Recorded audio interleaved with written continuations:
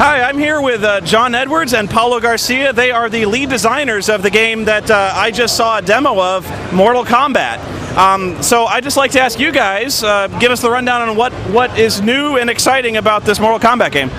Well, this time around we're trying to go back to kind of our roots. MK 1, 2, and 3 is kind of everyone's favorites, they're classics. So really going back to the 2D style gameplay. I mean, the graphics are in 3D, but all the gameplay is 2D this time around.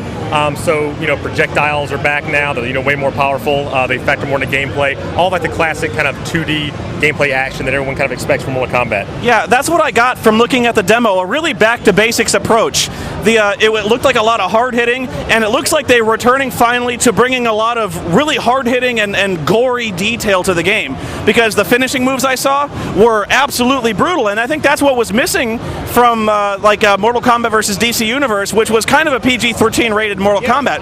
And to me, no offense to you guys, it didn't really feel like Mortal Kombat when there wasn't anybody getting killed. You know what I mean? And I guess that was a problem with DC.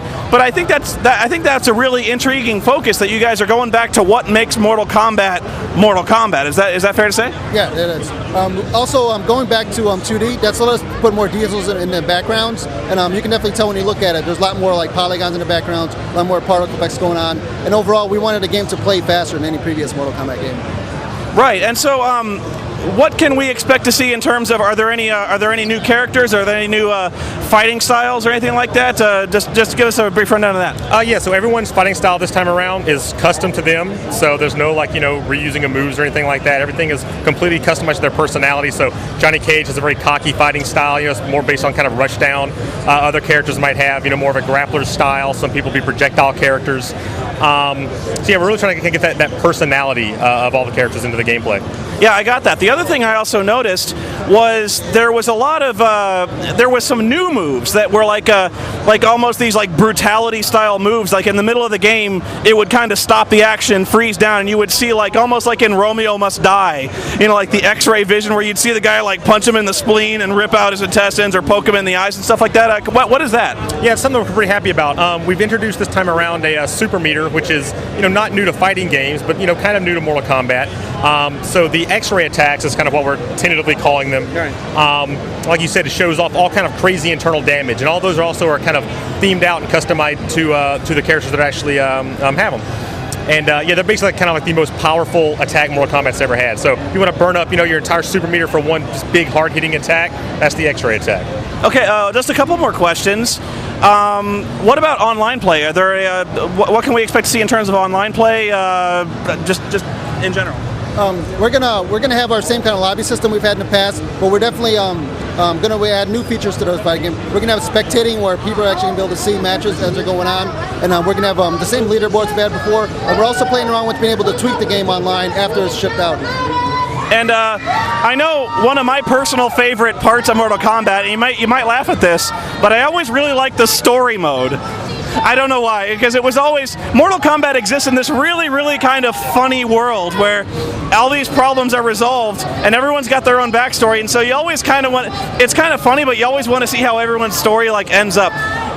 Where does this fall into the Mortal Kombat? Because it's a really convoluted, all these games they tie together, with the DC Universe and stuff like that. Where does this fall into in terms of the Mortal Kombat storyline, if at all? No, it does. Yeah, you're right. The Mortal Kombat it's had the mythos is just very complete.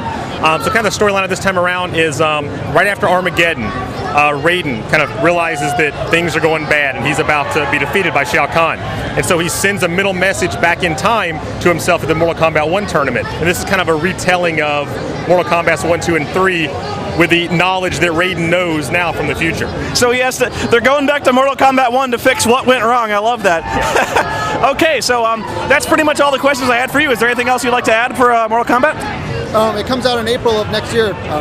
We can see this in stores in April of next year. So thank you, Paulo and John. I'm sorry for very briefly. I mean a lot of people today. So thank you. This is Spoony with the designers from NetherRealm for Mortal Kombat. We're out. Is it weird that my favorite part of every Mortal Kombat game is the completely insane storyline? Why is that? Well, Mortal Kombat's a series that's really been struggling to find its identity and its place in a world no longer shocked by video game violence. It's never really been known for its rewarding combat system. You know, people who have all the special moves memorized tend to win. Now, that applies to a lot of games, but my point is that Mortal Kombat went through a long phase of experimentation and none of it really worked. This new game, like Duke Nukem Forever, goes right back to the foundations, discards the weird fighting techniques, weapons, and clunky 3D arena maneuvering, and focuses on making the fighting system seem cinematic, impactful, and painful. Also back are the fatalities and the gore, turned up to 11. Injuries and damage to the fighters is persistent on their bodies as the fight continues, probably way too much, where at the end both men are probably going to be covered in blood and fist-sized contusions. The X-ray attacks I mentioned before are somewhat like Marvel vs. Capcom super moves, but look at this. Reptile plunges his fingers into Sub-Zero's eyes and through his brain, and he survives that?